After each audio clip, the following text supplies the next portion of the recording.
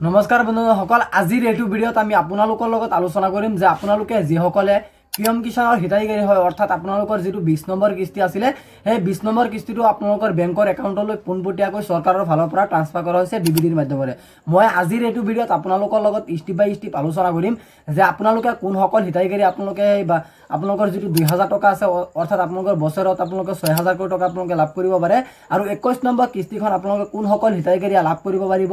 আপোনালোকৰ 21 নম্বৰ কিস্তি পোৱাসকলৰ কিন্তু এইমাত্ৰ কিন্তু আপোনালোকৰ যিটো পিএম কিষাণৰ অফিচিয়েল ৱেবছাইট আছে, তাতে কিন্তু আপোনালোকৰ সেই লিষ্টখন প্ৰকাশ কৰা হৈছে অফিচিয়েলি। গতিকে আপোনালোকে লিষ্টখন কেনেকৈ চেক কৰিব পাৰিব, ইয়াৰ লগতে মই আৰু এখন ইম্পৰ্টেণ্ট কথা মই আপোনালোকক জনাই দিওঁ যে আপোনালোকে যিসকলে এতিয়ালৈকে আপোনালোকৰ E-kyc কৰা নাই, লেণ্ড ডকুমেণ্ট আপলোড কৰা নাই, বা আপোনালোকে আপোনালোকৰ মানে যিটো ফাৰ্মাৰ ৰেজিষ্ট্ৰেশ্যন আইডি কাৰ্ড হয়, সেই ফাৰ্মাৰ ৰেজিষ্ট্ৰেশ্যন আইডি কাৰ্ডখন আপোনালোকে অনলাইনত বা আপোনালোকে অফলাইনত এতিয়ালৈকে বনোৱা নাই, তেনেকুৱা ক্ষেত্ৰত কিন্তু আপোনালোকৰ সেই পিএম কিষাণৰ মানে যিটো আপোনালোকৰ 21 নম্বৰ কিস্তি টকা আছে, সেই টকাটো কিন্তু আপোনালোকে নাপাব। আৰু আপোনালোকৰ সেই 21 নম্বৰ কিস্তিৰ মানে আপোনালোকৰ যিটো লিষ্ট আছে, লিষ্টৰ পৰা আপোনালোকৰ নামখন কটা যাব, আৰু আপুনি এজন অযোগ্য হিতাধিকাৰী হিচাপে পিএম কিষাণৰ অফিচিয়েল মানে আপোনালোকে যোগ্য হিতাধিকাৰী হিচাপে আপোনালোকৰ নামটো অন্তৰ্ভুক্ত কৰা নহ'ব, তাৰ পৰা আপোনালোকৰ নামটো কৰ্তন কৰা হ'ব। গতিকে এতিয়া বলক আমি ভিডিঅ'টো আৰম্ভ কৰোঁ আৰু আপোনালোকক দেখুৱাই দিওঁ যে আপোনালোকে 21 নম্বৰ কিস্তিৰ মানে যিটো লিষ্ট আছে, বেনিফিচাৰী লিষ্ট আছে, সেই লিষ্টখন আপোনালোকে কেনেকৈ চেক কৰিব পাৰিব নিজৰ মোবাইলতে। এতিয়া বলক আমি ভিডিঅ'টো আৰম্ভ কৰোঁ। আপোনালোকে ভিডিঅ'টো ধৈৰ্য সহকাৰে প্ৰথমৰ পৰা শেষলৈ চাই থাকিব। বলক ভিডিঅ'টো আৰম্ভ কৰোঁ।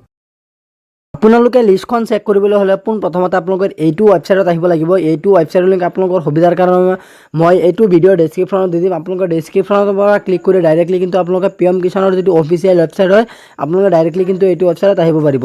এইটো ৱেবছাইটত অহাৰ লগে লগে কিন্তু আপোনালোকৰ সন্মুখত এনেকুৱাকৈ ইণ্টাৰফেচটো অ'পেন হ'ব। এনেকুৱাকৈ ইণ্টাৰফেচটো অ'পেন হোৱাৰ পাছত আপোনালোকে ইয়াত চাব যে আপোনালোকে তলফালে স্ক্ৰল ডাউন কৰিব। তলফালে স্ক্ৰল ডাউন কৰিলে আপোনালোকে চাব ইয়াত বহুতখিনি অপশ্যন আপোনালোকে দেখা পাব। আপোনালোকৰ সন্মুখত বহুতখিনি অপশ্যন কিন্তু আপোনালোকৰ সন্মুখত এনেকৈ দেখা পাব, আৰু আপোনালোকে তলফালে স্ক্ৰল ডাউন কৰিব আৰু আপোনালোকে ইয়াত বিচাৰিব লাগিব বেনিফিচাৰী লিষ্ট বুলি লিখা আছে। আপোনালোকৰ 21 নম্বৰ কিস্তি কোনসকল হিতাধিকাৰীয়ে লাভ কৰিব পাৰিব, সেইসকলে কিন্তু ফাইনেলি আপোনালোকৰ মানে লিষ্টখন ওলাই দিয়া হৈছে, আৰু বেনিফিচাৰী লিষ্টত আপোনালোকে ক্লিক কৰিব। যেতিয়া আপোনালোকে বেনিফিচাৰী লিষ্টত ক্লিক কৰিব, তাৰপিছত কিন্তু আপোনালোকৰ পোনপ্ৰথমতে আসামটো চিলেক্ট কৰিব লাগিব, বা আপুনি যিকোনো মানে আমাৰ ভাৰতবৰ্ষৰ যিকোনো প্ৰান্তৰ পৰা আপোনালোকে যদি এই ভিডিঅ'টো চাই আছে আপোনালোকে চাব পাৰিব। তাৰপিছত কিন্তু আপোনালোকৰ প্ৰথমতে আপোনালোকৰ ষ্টেটটো চিলেক্ট কৰিব লাগিব। তাৰপিছত কিন্তু আপোনালোকৰ যিটো ডিষ্ট্ৰিক্ট আছে, ডিষ্ট্ৰিক্টখন কিন্তু আপোনালোকে চিলেক্ট কৰিব লাগিব। মই এক্সাম্পলৰ কাৰণে আপোনালোকক দেখুৱাবৰ কাৰণে এখন ডিষ্ট্ৰিক্ট মই চিলেক্ট কৰি লৈছোঁ। তাৰপিছত আপোনালোকৰ যিটো চাব ডিষ্ট্ৰিক্ট হয়, লাহৰিঘাট বা আপোনালোকৰ কোনটো হয় সেইটো আপোনালোকে চিলেক্ট কৰিব। তাৰপিছত কিন্তু আপোনালোকৰ মানে যিটো গাঁও আছে, গাঁওটো আপোনালোকে চিলেক্ট কৰিব, বা আপোনালোকৰ পঞ্চায়ত যদি আছে পঞ্চায়তৰ নামখন আপোনালোকে চিলেক্ট কৰিব, বা আপোনালোকৰ গাঁৱৰ নামখন ডাইৰেক্টলি থাকিব, গাঁৱৰ নামটো চিলেক্ট কৰিব। এইখিনি চিলেক্ট কৰাৰ পাছত কিন্তু এই গোটেইখিনি আপোনালোকে চিলেক্ট কৰাৰ পাছত কিন্তু আপোনালোকে ইয়াত চাব এখন অপশ্যন দিয়া হৈ আছে আপোনালোকৰ গেট ৰিপৰ্ট বুলি লিখা আছে। আপোনালোকে চিম্পলি গেট ৰিপৰ্টত এটা ক্লিক কৰিব।